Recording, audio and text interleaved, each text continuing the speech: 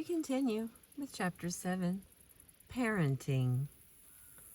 Parenting poses problems for some survivors of early loss for an obvious and quite practical reason. When the same-sexed parent dies, we lose our primary model for how to be a parent. As we parent our own children, it is not uncommon to hear the voices of our mothers and fathers echoing in the distance. Even when we try to do otherwise, we often find it difficult to parent differently than we were parented ourselves. When a fatherless man or a motherless woman listens for the echoes from the past, he or she hears only silence. Many of the people I interviewed expressed bafflement and confusion at the role of a parent. Even those who chose to have children did so with the knowledge that they were exploring uncharted territory. The closer their adult family resembled the family of childhood, the more uncertain they felt. For example, a fatherless man felt more lost in parenting a son than a daughter. Whenever one could ask, "How can I do what was not done for me?" parenting became more complex and more difficult. Excuse me. For other survivors of early loss, the role of parent was troubling for a more subtle psychological reason. These individuals felt frozen in the parent-child relationship as perpetual children. Despite being chronological adults, many individuals felt that at some deep interior place, they remained emotional children. When they heard the word parent, they could not help but think not of themselves, but of some long-lost mother or father. How can I be a parent when that is Dad's job or Mom's responsibility? Even though many of these individuals did actually become parents, they often found the adult role of parent challenged by their own frozen-in-time memories of themselves as children. Just as individuals who have not suffered early loss approach the task of parenting in a variety of ways, so, too, do those who have experienced early death. Some decide to remain childless, others proceed, continually asking themselves whether or not they can do what was not done for them. Can someone who was not parented well become a successful person? Still, others find that they have great difficulty responding to their children as separate and unique individuals. The memories of that earlier parent-child relationship haunt the new relationship in powerful ways. Sometimes a child appears to be a reincarnation of one's own younger self. Sometimes the child seems to be a stand-in for the lost parent. In other cases, individuals parent with a style and an intent formed by their own earlier experiences. These men and women learned lessons in their grief and early childhood experiences, lessons that have directed the way they now parent their own children. Finally, some individuals see parenting as the final repair in their own process of mourning and recovery from the loss experienced in childhood. Becoming a parent completes the cycle of human growth in a way that is not only healing but joyful. The birth of their own children becomes the ultimate triumph of life over death.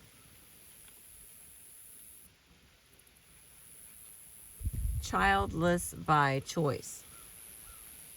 Those survivors of early loss who decide not to have children do so for a variety of reasons.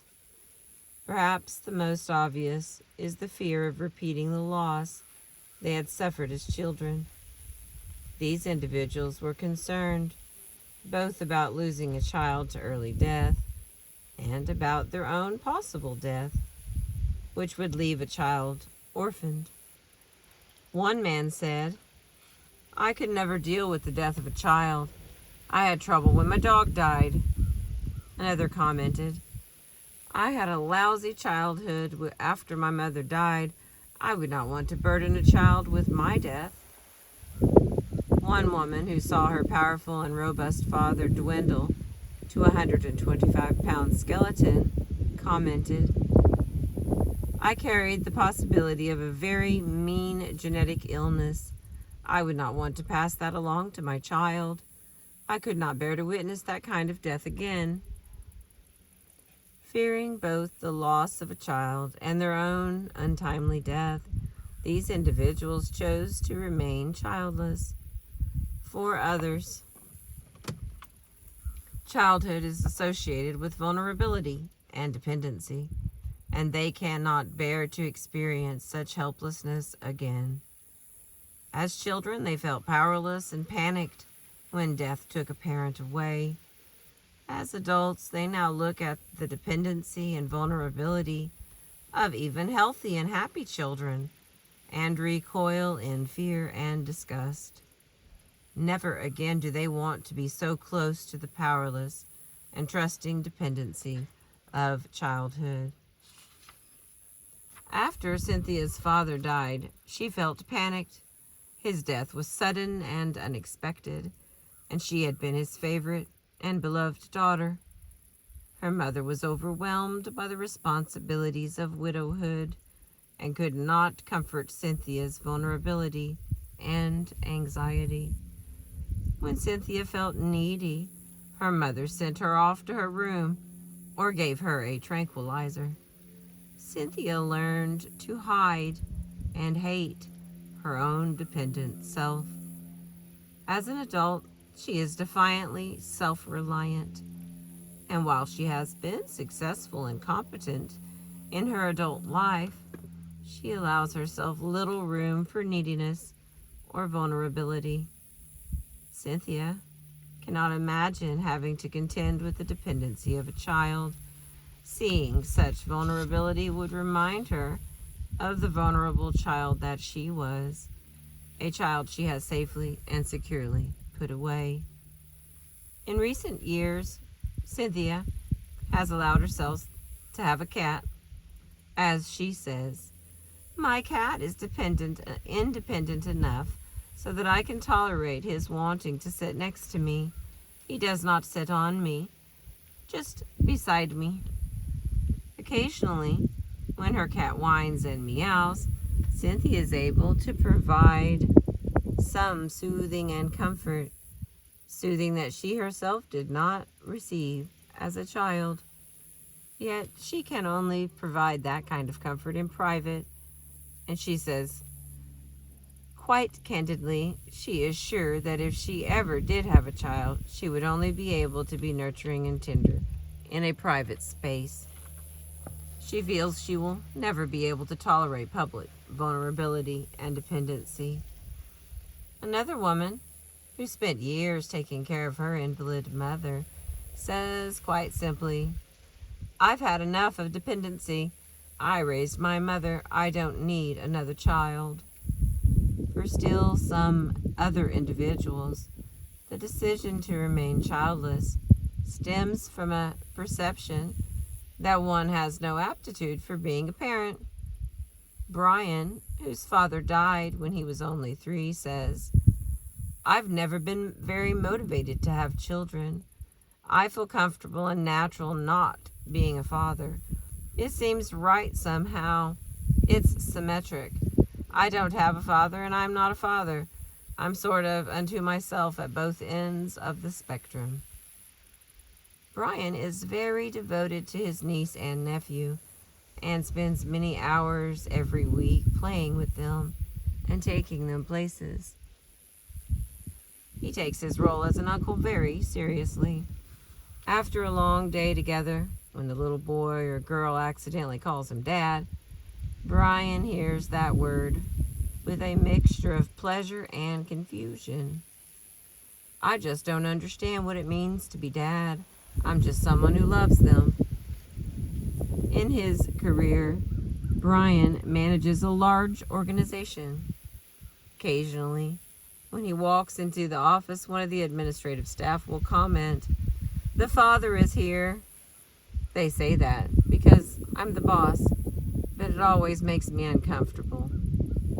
I never think of myself in that role. Excuse me. Brian recalls being invited to a Father's Day celebration at the home of one of his friends. Although he did not think about it before he accepted the invitation, he felt uneasy when he arrived at the family gathering. I realized that I had never celebrated Father's Day in my whole life. For me, it is a holiday with no meaning and no relevance. Jerome, whose father died when he was 1 year old, remembers never being able to use the word Dad. Dad was not part of my vocabulary. Throughout his 20s and 30s, this man continued to assume that one day he would have a child. However, he took no steps to make that childish notion a reality. In his late 30s, he became a scoutmaster and became involved with young boys, many of them fatherless, who were looking not only for a scouting experience, but also a connection to an older man. He enjoyed that experience, and while working with some of the boys, met a woman with 2 sons, who eventually became his wife. He remembers feeling pleased at the prospect of entering into a ready-made family.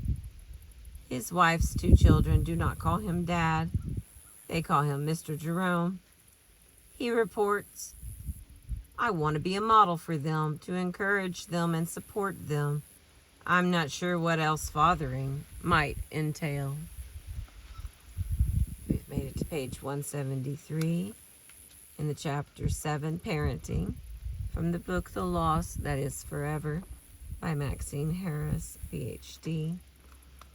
Our next part will be Parenting Without a Model. This is a kind of a short chapter, so I think it'll probably be in 3 parts. I appreciate you listening. Thank you so much.